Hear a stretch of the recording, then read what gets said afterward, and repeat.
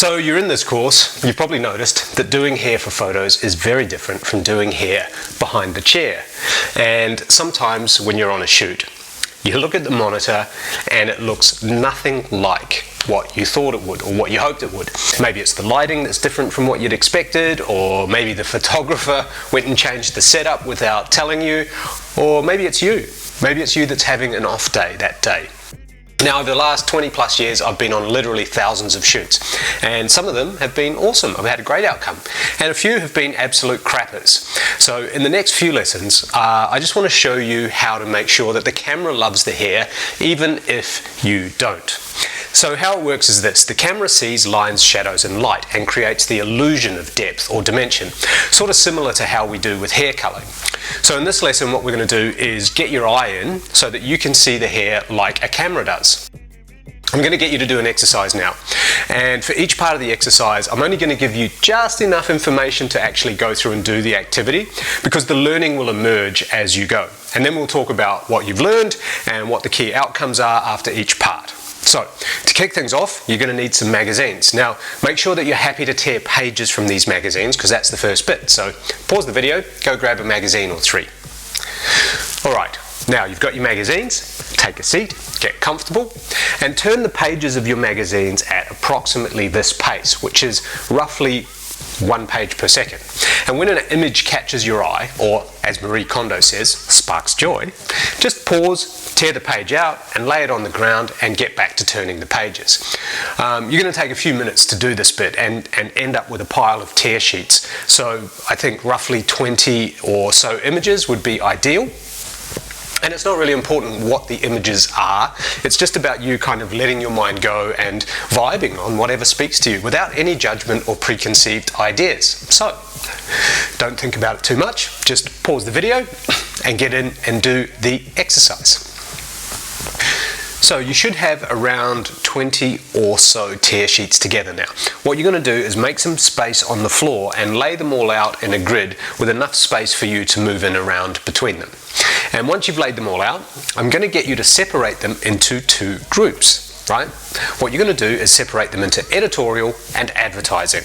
Now, remember, I don't want to over-explain this, so I'm just going to give you enough information to do each step. So, group the editorial images on one side and the advertising images on the other side, and leave a space in between them so that they're separate. Pause the video and get on with it. What were you looking for when you were doing this exercise to decide if an image was an advertising image or an editorial image?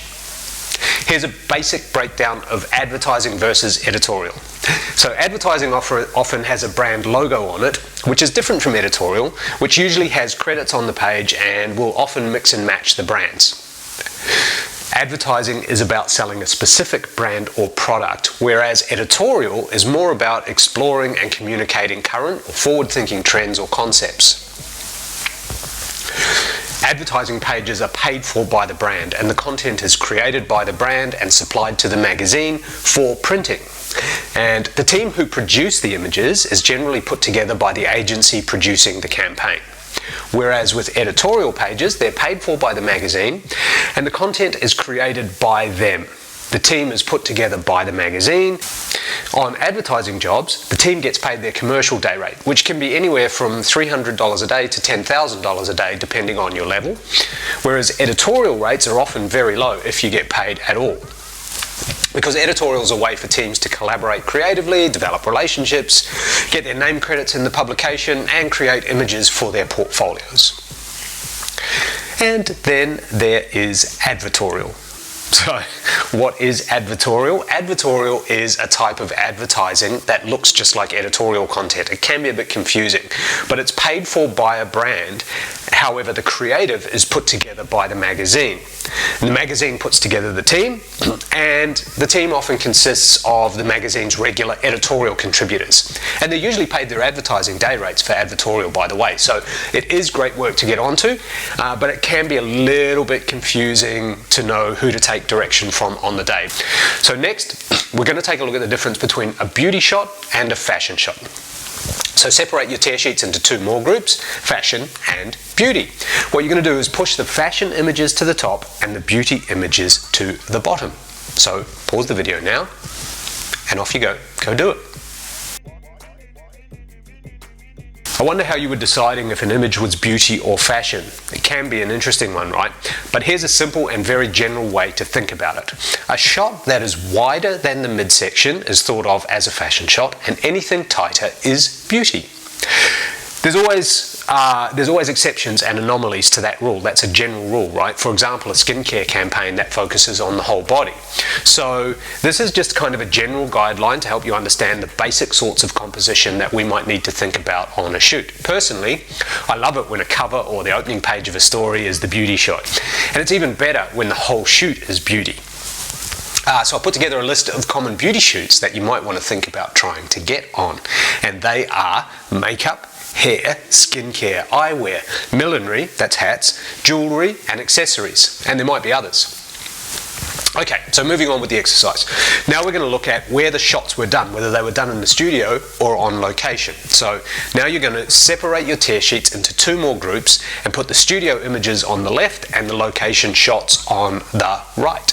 Press pause and get on with it. What were some of the things you were looking at to figure out if an image was shot in the studio or whether it was on location? And the other question is, why is that important to us as hairstylists? So here's a few things to think about when shooting on location. 1, how far is it to travel? So you know what time to get up in the morning. 2, what's the light likely to be like? And importantly, what time do we have to start hair and makeup, particularly if we're trying to get that magic early morning light? 3, is there electricity? Will they have a makeup truck or will we be making do with prep facilities? 4, how easy will it be to access the location? Can I get my kit in or will I need to put together a mini kit of some sort? 5, what about the weather? Wind, rain, humidity, how's that going to affect the hair? And how should I dress? How about the elements? Is it going to be dusty, sandy, buggy? Are we in or near or on the sea? So lastly, we're going to look at lighting and if an image was shot with available light or whether it was lit. So separate the tear sheets into 2 more groups and place the available light images to the top and the lit images to the bottom. Now you don't need to keep them in the other categories now, it's just going to jumble them all up. We're just looking at lighting at this point. So pause the video and do the exercise.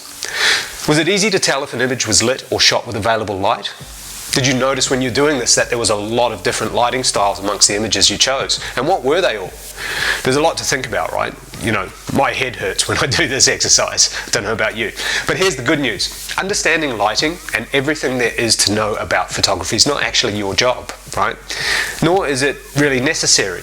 It's actually the art director and the photographer's job. They're the experts in that area, and your job is to be the specialist in what you do, which is hair, and leave all the other stuff up to the specialists in their particular departments. Like if you think about it, how long has it taken you to learn all the things that you know about hair? For example, color chemistry, biology, angles of elevation, the effects of water and heat on the hydrogen bonds of the hair. I mean, there's all of this crazy technical knowledge that you have that makes you an expert. And to be fair, no one else really needs to know about that stuff. For one, it would confuse them and clog up their brains. I mean, all they really need to know is, do they like it? Does it work for the girl? Does it look good on camera? And if it doesn't, how can you fix it so that it does?